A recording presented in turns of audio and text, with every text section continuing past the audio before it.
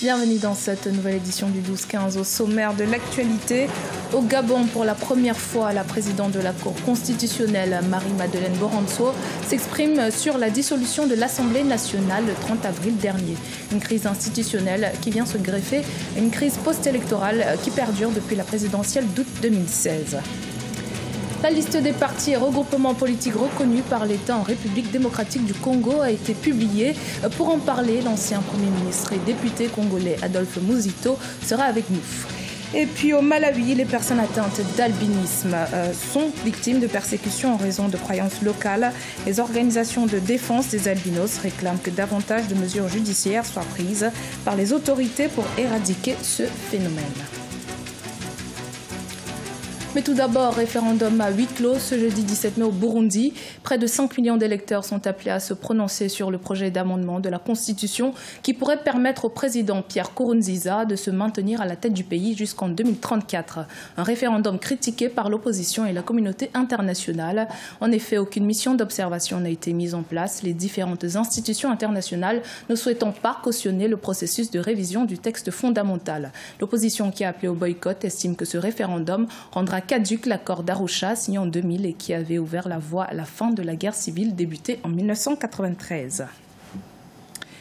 Le Gabon n'a officiellement plus de députés ni d'Assemblée nationale depuis le 30 avril, la Cour constitutionnelle ayant refusé de proroger le mandat des députés. La Cour constitutionnelle estime que le mandat de cette institution s'est achevé depuis fin 2016 et n'est donc plus légitime. Marie-Madeleine Boranso s'exprime pour la première fois sur la dissolution de l'Assemblée nationale du pays. Deogracias Podo. La crise politique perdure au Gabon. Lundi 30 avril 2018, la Cour constitutionnelle avait annoncé la dissolution de l'Assemblée nationale, estimant que le mandat de cette institution s'est achevé depuis fin 2016 et n'est donc plus légitime. Autre argument expliquant la dissolution du Parlement, l'incapacité du gouvernement à organiser de nouvelles élections législatives. La Cour a rendu une décision constatant que le gouvernement qui était en place n'était plus légal. La dissolution est du seul pouvoir du président de la République. Donc il n'y a pas eu dissolution de l'Assemblée nationale par la Cour constitutionnelle. La Cour constitutionnelle n'a fait que constater conformément à ses prérogatives constitutionnelles la vacance du pouvoir au niveau de l'Assemblée nationale, les députés n'ayant plus de mandat. Leur mandat s'est achevé le 30 avril 2018. Les élections législatives auraient dû se tenir le 30 avril 2018 au Gabon après avoir été reportées à 2 reprises depuis décembre 2016, date à laquelle elles devaient à l'origine se tenir. La Cour constitutionnelle a donc prononcé la dissolution de l'Assemblée nationale, une décision inattendue et qui suscite diverses réactions. Si l'opposition politique a salué cette démarche de la plus haute juridiction du pays, elle reste tout de même inquiète quant à l'attribution des pouvoirs de l'Assemblée au Sénat et au rôle joué par la Cour constitutionnelle au terme des précédentes joutes électorale. Sur ce point, la présidente de la Cour, Marie-Madeleine Boranso, reste confiante. L'organisation des élections au Gabon est soumise à des règles bien précises. Au Gabon, il y a une commission électorale nationale autonome et permanente jusqu'à un passé récent, jusqu'à la mise en place du Centre gabonais des élections qui organise les opérations électorales jusque dans le bureau de vote. Les problèmes sont arrivés devant la Cour. En fait, ce n'est pas la Cour qui les a provoqués, ces problèmes-là. Les problèmes, il y a eu les résultats qui ont été centralisés par la Commission nationale électorale nationale autonome et permanente. Et c'est cette commission, après centralisation de ces résultats, qui a fait annoncer l'élu, et la Cour constitutionnelle reçoit pendant les 8 jours qui suivent cette annonce les requêtes. Pour certains acteurs politiques, le chef de l'État, Ali Bongo Ondimba, doit constater cette nouvelle crise que traverse le Gabon depuis plusieurs mois, en tirer des leçons et mettre à contribution toutes les composantes de la nation pour trouver une solution durable. Un défi majeur et primordial à relever, mais en attendant, les regards sont tournés vers le nouveau gouvernement qui a prêté serment lundi 7 mai 2018. Une équipe qui compte en ses rangs plusieurs membres de l'opposition, entre autres Michel Monga, Jean de Dieu Moukani Iwangu, ou encore David Mbonga. La liste des partis et regroupements politiques officiellement reconnus a été publiée en République démocratique du Congo. Au total, 599 partis politiques ont été agréés. Ils sont éligibles à participer au scrutin présidentiel prévu pour décembre 2018. Les précisions dans ce reportage, notre correspondant Jacques Mboka. En République démocratique du Congo, 599 partis politiques et regroupements ont été retenus pour les prochaines élections prévues le 23 décembre 2018. Sur cette liste publiée dans le journal officiel, l'on enregistre 77 regroupements politiques. Si cette multitude de formations politiques est une expression démocratique, il n'en est pas moins que les règles plus rigides doivent être observées à la création de partis politiques. Ça signifie qu'il y a une grande explosion de liberté démocratique en termes d'associations et de partis. Mais je pense qu'en tant qu'homme politique, il est important que ce nombre soit réduit quand même. Nous avons tenté l'expérience au sein de la majorité présidentielle par les regroupements électoraux. Je pense qu'au niveau de la nation, nous devrions tenter cette expérience après les élections.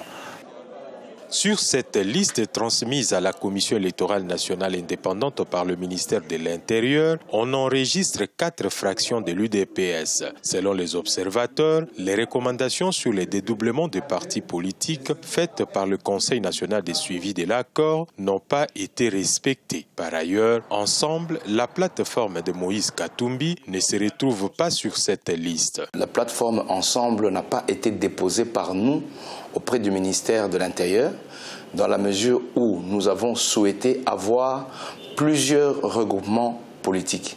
Si jamais nous avions déposé le regroupement Ensemble, les partis politiques membres d'Ensemble n'auraient pas eu le droit de créer plusieurs plateformes parce qu'un parti politique n'a pas le droit d'être dans plusieurs plateformes. Les scrutins du 23 décembre 2018 s'annoncent donc très serrés. Aucun parti politique, grand soit-il, ne prend le risque d'y aller sans coalition dans un contexte où, en ce qui concerne la députation nationale, il faudra pour le candidat avoir au moins 1% de vote. Il faudrait totaliser pour chaque candidat plus ou moins 400 000 voix sur environ 40 millions d'électeurs. Pour en parler, nous recevons aujourd'hui l'ancien Premier ministre et député congolais Adolphe Muzito. Bienvenue Monsieur Muzito et merci d'avoir accepté notre invitation. Merci. Alors le parti Lumumbiste Unifié, votre formation politique, fait partie de cette liste publiée par les autorités. Cependant, il semble qu'il soit au bord de la scission entre deux camps aux intérêts diamétralement opposés. Comment comptez-vous appréhender ces échéances électorales dans ce contexte? Non, il n'existe pas au sein du parti Lumumbiste deux camps diamétralement opposés. Il s'agit de deux visions par rapport aux alliances à venir.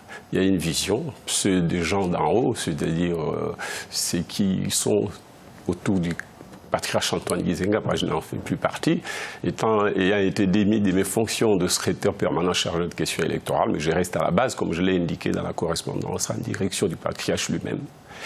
Et ces deux visions sont qu'il y en a qui pensent qu'on peut continuer avec des politiques publiques dans le cadre d'une alliance qui a échoué, à savoir l'alliance AMP et Palou. Et il y a une autre qui pense qu'il faut voir ailleurs, il faut discuter avec d'autres forces politiques. Justement, vous voulez un peu vous dissocier de la majorité présidentielle? Nous ne sommes plus avec la majorité présidentielle depuis la fin du mandat du président de la République et la fin du mandat des institutions dans l'ensemble. Vous venez de voir l'expérience gabonaise et elle est pertinente, à savoir qu'à la fin du mandat, pour une institution, c'est la fin du mandat.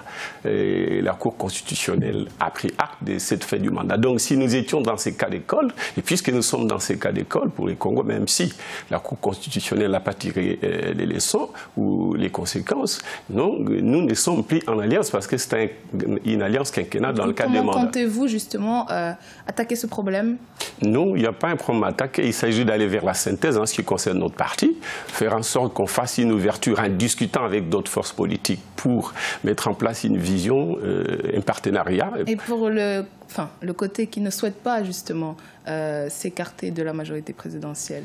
Eh bien, ces côtés-là va assumer le fait que la base est avec ceux qui pensent que les politiques du quinquennat passé avec le président Kabila, ces politiques ont échoué, les résultats n'ont pas été au rendez-vous. Il y a plusieurs partis dédoublés qui ont été retenus sur cette liste. C'est le cas de l'Union pour la démocratie et le progrès social. Donc 4 ailes vont participer au scrutin. Est-ce que vous comptez prendre cette initiative du coup, si vous n'arrivez pas à parvenir à un consensus avec la partie du PALU qui ne souhaite pas se dissocier de la majorité présidentielle comme votre... Non, notre démarche ne consiste pas à aller prendre la direction d'un parti. Non, notre démarche, c'est de discuter avec les partis qui ont pignon sur rue, qui sont représentatifs dans le peuple, mais surtout d'élargir la base au niveau de la société. Est-ce que cela ne va pas créer un conflit d'intérêts, justement, dans votre parti Un conflit d'intérêts, je ne crois pas. Le conflit d'intérêts, c'est d'abord le peuple. Je pense que la base militante est pour l'option qui consiste à ce qu'il faut voir les choses différemment et il faut donner au pays une autre direction politique, un autre projet politique et des nouvelles politiques publiques qui ont fait leur preuve dans le passé, y compris dans notre propre pays. Merci beaucoup, M. Mouzito, d'avoir répondu à nos questions. Je vous en prie. Au Malawi, les personnes atteintes d'albinisme sont constamment victimes d'agressions, de violences et d'enlèvements. Entre 7 000 et 10 000 personnes sont atteintes de cette maladie génétique au Malawi, victimes d'une véritable chasse à l'homme. Il y a des croyances dangereuses. Le 2 juin 2016, le Malawi a interdit à tous les sorciers et guérisseurs traditionnels d'exercer. Une mesure jugée insuffisante par les organisations de défense des albinos qui réclament que davantage de mesures soient prises contre les auteurs de ces pratiques. Solène Duplessis.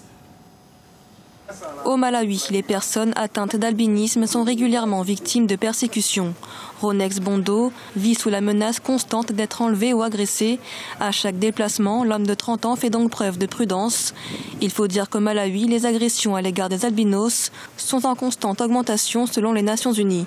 Une vingtaine d'homicides ont eu lieu depuis 2014 dans ce pays qui compte entre 7 000 et 10 000 personnes victimes de cette maladie génétique. Au début, on pensait que le phénomène ne touchait que les villages. Mais maintenant, il touche même les villes. Certains d'entre nous vivent avec la peur au ventre. C'est mon cas. Je ne peux pas sortir après 18 heures. Si je fais cela, ma famille s'inquiétera. Ils veulent constamment savoir où je suis. Des agressions alimentées par des croyances qui persistent dans la société. Les parties du corps des albinos font l'objet d'un trafic lié à des pratiques rituelles, des mutilations qui reposent notamment sur l'idée que leurs os et les parties de leur corps apporteraient la prospérité, des superstitions qui mettent en danger la vie et la sécurité de ces personnes. Face à l'impunité des auteurs présumés de ces pratiques, les organisations de défense des personnes albinos réclament un renforcement de la justice. Que des personnes soient soupçonnées d'avoir porté atteinte à des albinos, qu'elles soient condamnées à la prison à vie ou à la peine de mort, je pense que cela n'aura pas d'impact sur nous. Nous nous concentrons sur la justice. Actuellement, nous avons 22 affaires d'homicide. Aucune d'entre elles n'a été portée devant les tribunaux. Des groupes de défense des droits de l'homme demandent au gouvernement de mettre en place une commission d'enquête chargée de traquer les auteurs de ces pratiques rituelles afin de lutter efficacement contre les agressions et ainsi protéger la vie des albinos au Malawi. C'était le journal de la rédaction. Merci de votre fidélité. Dans un instant, une nouvelle édition de l'actualité sur Africa 24.